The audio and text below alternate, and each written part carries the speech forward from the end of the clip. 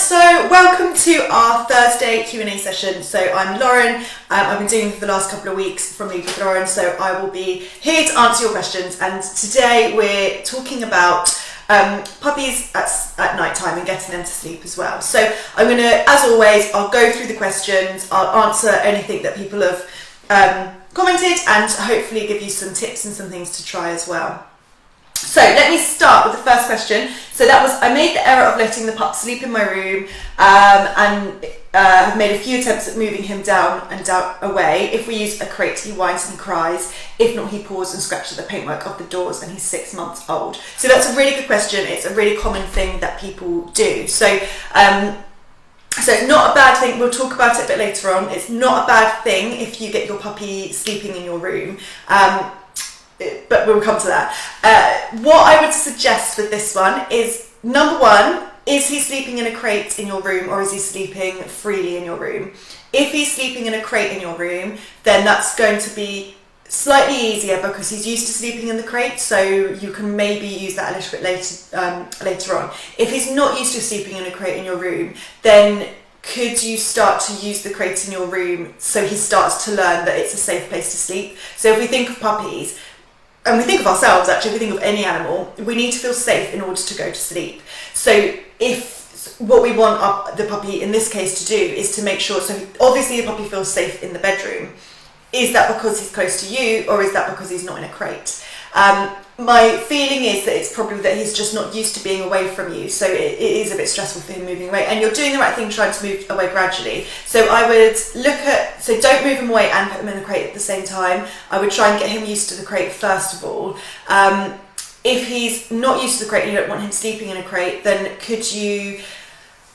I would look at trying to get him used to being left alone in the house when you're downstairs. So you kind of need a buffer between you having him, so have him in your room for the next few nights, or for the next week or 2 weeks, however long it takes. But during that time, what you want to do is you really want to start teaching him to not be with you all the time. So if you're in the front room and you go into the kitchen, he can't follow you into the kitchen, and when you're going upstairs, he can't follow you upstairs, because I suspect he's probably got a lot of access to you a lot throughout the day, and then all of a sudden you're saying, I'm going to move you away from me. And even if that's just outside your door, it might just be too much for him. So with this one, what's he sleeping on, and do you need to crate train him? And I would also, what access does he have to you throughout the day? So if you think about it, you've got to reduce your access to him throughout the day before you try and reduce your access at night time. So that's going to take a little bit of time. So the best way to do that is probably to, I'd maybe try baby gate actually. If he doesn't like a crate, try baby gate, because then it means he can't scratch the paintwork. But yeah, put him behind a baby gate and just mean that you can move in and out, so he's used to you being able to walk away from him. Do that for the next few nights while he's upstairs with you, and then what you want to slowly start doing is maybe bring him downstairs, maybe even settle him and sleep with him downstairs before going back up, but teach him that you're not going to suddenly just put him downstairs. Also, what I would say with this one is give him lots of cues around bedtime as well. So say, it's bedtime, you're going to shut the curtains, you're going to put his bed out, you're going to maybe get a special toy that he gets out. So it's really clear that it's really nice and safe for him, and maybe do that a few nights with you staying down with him until he goes to sleep, and then go back up so he starts to get used to it that way. So I hope that helps. I hope that wasn't too rambling. I know I went through a few things, but hopefully that will give you some things to try with him. And you're doing the right thing by moving down slowly, but I think you just need to look at what he's got in the day and the normal access he's got to you. So next I've got tips for the first night. So this is a really good question. So hot water bottles, which is really nice, and cuddly toys. So we know that when we take our puppies home, they're taken away from everything. They're taken away from their litter, so we wanted to mimic that, which is good. And a blanket smelling of his mum, which is really nice as well. So good touches. So we plan for him to sleep in a crate overnight in our room or downstairs. So you've got a few options. Basically, the first night or the first few nights, we've got to think of it almost from a welfare point of view, that we're taking this animal away from anything that smells of them, anything that smells like their mother, their litter mates, the owner. You're taking away from the environment that they know. They might be coming from a very quiet rural place to a very loud place, and we're taking a social dog that's probably been used to sleeping with a litter, if not, a whole litter, then at least with another dog, maybe with its mother. And then we're saying, oh, actually, you're going to come to this brand new place, and that same day you're going to have to sleep on your own. So I always think from that point of view, we want to try and settle the puppies as well as possible, because it's really stressful for them. That first night is a huge stressor. So I would always say try and make sure the puppy is as unstressed as possible. So it might be that the puppy's used to a crate, in which case if they've used one in the breeders, then you could try a crate. You want to make sure the crate's in a really nice place, so that's just going to be a case of feeding them in there, giving them loads of stuff in there. Don't just shut them in, make sure they've got access in and out, and they can move in and out loads as well. So that's going to be what you want to do, but I would put them in, I would make it really, really nice and comfortable like you've done.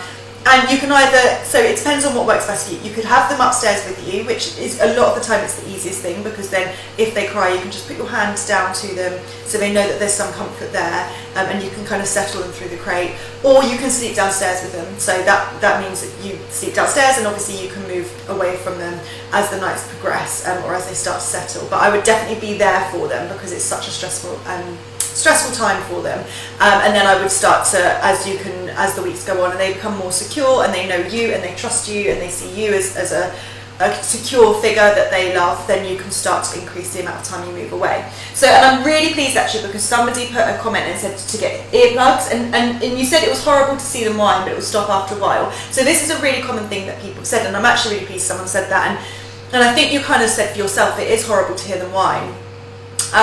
I would never, so my advice is never to leave them to cry it out. And the problem is, there will be some puppies that come home and then people leave them downstairs and they cry for 10 minutes and then they settle and that's it, and it was easy. And that's the case. Every single puppy is different. In my experience, that's more rare, and they tend to cry for hours. And I just think of it from a logical point of view. If you're listening to them crying for hours, you're not going to sleep well. So you might as well go down, you might as well sleep with them, because you're going to sleep better that way than having to block out this crying. So from a logical point of view, I always think just sleep with them or have them up with you, because you're going to get more sleep that way.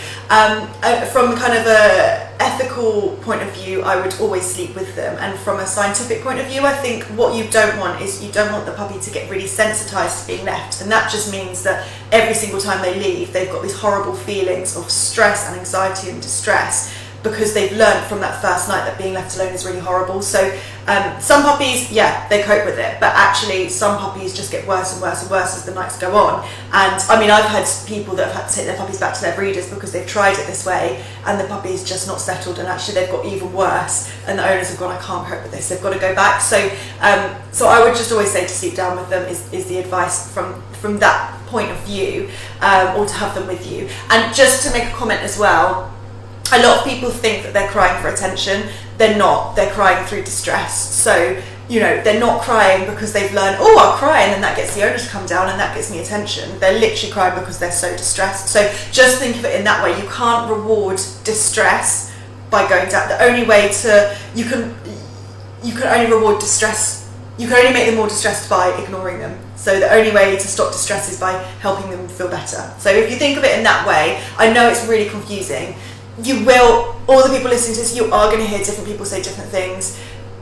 So I would just say, if you want a professional advice, this is what I'm saying from as a professional behaviourist and a puppy school tutor. Don't leave them to cry out. So, but it was really useful to have those comments. So thank you so much, everyone that kind of commented and came in there, because it was really good to see, and it's a really common thing that people do. So that's great. So I will move on.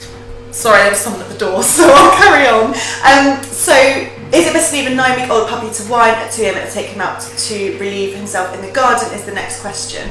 So, I would say with this one, so 9-week-old, they're really tiny and they're not able to hold their bladders at that age because they're just babies, really. So, good question. I would always wake up to let them out, because what you'll find is as time goes on, they should be able to hold their bladders better throughout the day. And once they can hold them better throughout the day, then you can start to leave them better at night. So I would always just say, if he's whining at 2 a.m, if they're sleeping well throughout the night and he's waking up at 2 a.m, it's probably that they need to go to the toilet. And say they're going to bed at 10, even 11, that's still quite a long time for them to hold their bladder. So yeah, I would always wake them, let them wake up, take them out to go out. You don't necessarily have to go down to wake them up to go to the toilet if they're able to last the night, but lots of puppies can't, and they will start to squeak or make noises because they need to go out. So yes, please do take them out into the garden if they cry. So the next one is, My puppy started off well. So this is, I think this is a toilet training question. My puppy started off well, weeing on the training pads and going outside, and now decides he likes shredding the training pads and is messing everywhere. So I will answer this one because it's there. So with this one, I don't know how old your puppy is. Sometimes puppies do regress a little bit with their toilet training, so it could be that it's been really awful weather. So, you know, it's been really wet, it's been really actually freezing cold, and sometimes having a few days of that can make the puppies just not want to go outside, so they're less likely to go outside. And also, you know, we don't punish our dogs, which is good. So, you know, they sometimes go, well, it's more comfortable to go inside. So I would never punish a dog ever for going to the toilet in front of me, because if you do that, then what's going to happen is they're not going to want to go outside. What I would do with this one is go back to basics. So go back every 1 to 2 hours, take them outside. If he's shredding the pads and not going on them, just lift them up. There's no point using them unless they actually work. So I would just lift them up. I would restrict access to all the places in the room that they keep going in.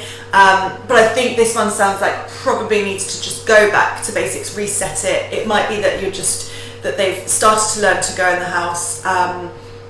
And maybe not had as much access to outside and not wanted to go outside. So yeah, go back to taking them out as much as you can outside, and don't worry about the puppy pads. Someone said they've got no issues with sleeping at night. That is great. I'm not good with no sleep, so good to hear that. So someone has put simple but controversial question: where should your dogs sleep? So that is a really good question. I don't actually see it that controversial, because I just think let your dogs sleep where you want them to sleep. I'm not bothered, you know, it really depends on the dog and the person. So some people say they want their dog to sleep downstairs in the utility room, and if that's the case and their dog's happy and you're happy, then they can sleep there. Some people want their dogs up in the bedroom. Again, if you want them sleeping up there, that's really up to you. It doesn't really matter. The things that you want, so a lot of people worry that if the dog sleeps in the bed that they're going to start becoming more dominant, or they'll become more alpha. But the only thing, I wouldn't worry about that. Dogs, they're not really seeking, you know, they know we're people, they're not seeking to be dominant over us. I can put more information about that if you need it, but I think, yeah, it's scientifically what that was based on has been disproved. So the person who said about dogs needing wolves in a wolf pack need to be alpha and they need to be dominant over each other, and how it translates to dogs, actually came out and said, that's wrong, I was wrong. But unfortunately the damage had already been done, so if anyone wants any more information I can put that in for you. But so I wouldn't worry about dogs being upstairs. The only danger signs are if a dog sleeps in your bed but it exacerbates separation problems. So if they literally cannot be left alone, so they're following you around, they've got really bad separation anxiety, it doesn't matter. Even if they do, you wouldn't suddenly be like, you're not sleeping in my bed anymore. But that's just one thing to consider, is that if you're doing that, you need to make sure they do have some separate time and they're able to cope in the house with you. If they're sleeping in your bed, I would also just make sure they don't ever start guarding your bed, or, you know, that tends to not be puppies anyway, that tends to be older dogs, and even if they do, you'd want to get a vet check to make sure that it's not a discomfort issue anyway. But the other issue can be that they start to guard a safe, comfortable space. But if that happens, there tends to be a lot of other stuff going on anyway. It's really, you know, that's one of the fallouts from it, I suppose, but not in puppies. So and the other thing is, what you can do is teach some manners around it. So you don't want a dog just always jumping up when you don't want them to, so I tend to try and teach some manners so that they're invited up onto the bed or the sofa. So that's something to consider. But to be honest, like, if someone says, oh, my dog sleeps in my bed with me, I'm like, great, you know, that's up to them. As long as there's no other problems from it, then it's not a problem. So yeah, so hopefully that's answered your question. So someone has put, would love some advice on the first few nights, hoping our puppy to be happy to sleep in the crate in the kitchen, getting lots of mixed advice. So hopefully this has kind of answered a few of your questions, but I would say get them used to the crate as quickly as you can throughout the day. Don't just shut them in there. Basically, the first night you're going to be resign yourself to spending time with your puppy. You're going to sit with them, you're going to be waiting until they fall asleep. Don't just put them in when they're in the peak of play mode. Wait for them to start to fall asleep. And I would probably, if you're in the kitchen, I would probably stay down with them. Potentially, if they cry, you could go down to them, but it's probably just easier for you to just sleep next to them in the kitchen. Yeah, a lot of people will say the traditional advice is leave them to cry it out. Don't go down to them. As soon as you do that, they learn to cry.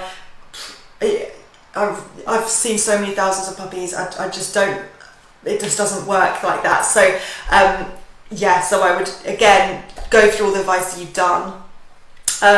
Everything's going to be different as well. Your puppy's going to be different. Your house is going to be different. Your needs going to be different. So people are going to give you advice, but do what works for you. But just make sure your puppy's not left to cry in distress.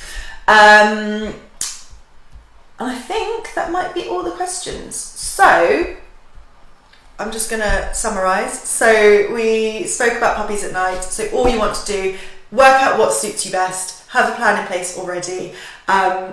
If you're going to crate train, make it a really, really lovely place for them before you even think about shutting them in. If you need to move them down from being upstairs, then do that slowly and build up absences in the house, because it might be too sudden to just suddenly move them down. Don't need them to cry it out. If they're crying at night, the first few nights it's distress, it's not attention seeking, so it doesn't matter if we go down to them anyway.